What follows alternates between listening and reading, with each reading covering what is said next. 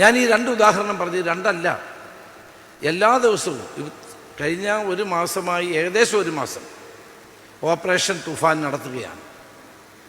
അതിനിടയിൽ തന്നെ 3000-ലധികം ആളുകളെ അറസ്റ്റ് ചെയ്തു, ധാരാളം കേസുകൾ രജിസ്റ്റർ ചെയ്തു. മൊത്തം ഏതാണ്ട് 10 ഇന്നലത്തെ കൂടെ കൂട്ടിക്കഴിഞ്ഞാൽ 10-40 കോടി രൂപയുടെ സാധനം ഇതിനകം പിടിച്ചെടുത്തു. നിങ്ങൾ ആലോചിക്കണം, ഇതെല്ലാം നമ്മുടെ നാട്ടിൽ ഉപയോഗിക്കുന്ന വസ്തുക്കളാണ്. ഈ ഉപയോഗിക്കുന്ന വസ്തുക്കൾ ആരെ ലക്ഷ്യം വെച്ചാണെന്നുള്ളതാണ് ഏറ്റവും പ്രധാനം. ക്യാച്ച് ദം യങ്, ചെറിയ പ്രായത്തിൽ കുട്ടികളെ മയക്കുമരുന്നിന് അടിമകളാക്കുന്നു. ഇതിൽ നിന്ന് കേരളത്തെ മോചിപ്പിക്കണ്ടേ? വാസ്തവത്തിൽ ഈ പദ്ധതി ഞാൻ ആരംഭിച്ചപ്പോൾ എന്നെ ഏറ്റവും കൂടുതൽ എനിക്ക് ഫോൺ കോളുകളും കത്തുകളും വരുന്നത് നമ്മുടെ അമ്മമാരുടെ കയ്യിൽ നിന്നാണ്. അമ്മമാരാണ് വീടുകളിൽ ഈ പ്രയാസം അനുഭവിക്കുന്നത്. മക്കളെ സ്കൂളിൽ വിടുന്നു, കോളേജ് വിടുന്നു, തിരിച്ചു വരുന്ന കാത്തിരിക്കുമ്പോൾ ഇവർ ഈ മയക്കുമരുന്നിൻ്റെ അടിമകളായി മാറുന്ന ഏറ്റവും ദുസ്സഹമായ അവസ്ഥ കേരളത്തിൽ ഇന്ന് വ്യാപകമാണ്. പോലീസിൻ്റെ ഇൻ്റലിജൻസിൻ്റെ ഇൻഫർമേഷൻ്റെ അടിസ്ഥാനത്തിലാണ് ഞങ്ങൾ ഈ പദ്ധതി തുടങ്ങാൻ ആരംഭിച്ചത്. ഈ പദ്ധതിക്ക് 3 ഘടകങ്ങളാണുള്ളത്. ഒന്ന്, തുഫാൻ സ്ട്രൈക്ക്.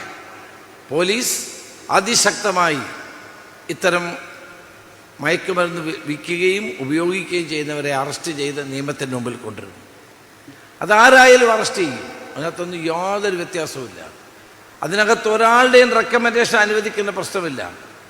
ഒരു പോലീസ് ഉദ്യോഗസ്ഥനും ഇതിനകത്ത് ആരെയെങ്കിലും സഹായിക്കാനോ മറ്റിടപെടൽ നടത്തുകയും ചെയ്താൽ അവരുടെ പേരിൽ നടപടി ഉണ്ടാകും.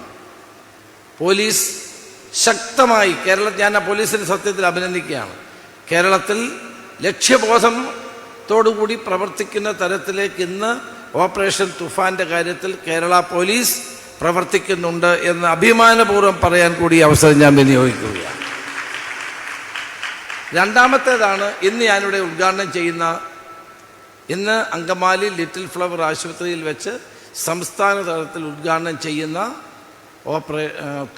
Operation തുഫാൻ്റെ Toofan care. തുഫാൻ കെയറും തുഫാൻ വാരിയറും. തുഫാൻ വാരിയർ എന്ന് വെച്ചാൽ നമ്മളൊക്കെ തുഫാൻ വാരിയേഴ്സാണ്. എല്ലാവർക്കും ഞാനിപ്പോൾ ബാഡ്ജ് കുത്തി കൊടുക്കുന്നുണ്ട്. ഇന്നിപ്പോൾ അച്ഛന് ഞാൻ ബാഡ്ജ് കുത്തുന്നുണ്ട് ഇവിടെ. നിങ്ങൾക്ക് ബാഡ്ജ് ഇവിടെ തരും. എല്ലാവരെയും എനിക്ക് കുത്താൻ പറ്റത്തില്ല. ഇപ്പോൾ അതിന് പ്രതീകമായി വലക്കപ്പള്ളി അച്ഛനെ ഞാനിന്ന് തുഫാൻ വാരിയർ ആക്കുകയാണ്. ആദ്യത്തെ തുഫാൻ വാരിയർ പ്രശസ്ത സിനിമാ താരം മോഹൻലാലാണ്. അദ്ദേഹം എൻ്റെ തുഫാൻ വാരിയറായി മാറിയിരിക്കുകയാണ്. അതുപോലെ കേരളത്തിൽ എല്ലാവരും, സ്റ്റുഡൻറ്റ് പോലീസ് കേഡറ്റുകൾ, NCC, അതോടൊപ്പം തന്നെ വിദ്യാർത്ഥി സമൂഹം, എല്ലാവരും തുഫാൻ വാരിയേഴ്സാണ്. തുഫാൻ വാരിയേഴ്സിൻ്റെ ഉദ്ദേശം അവിടെ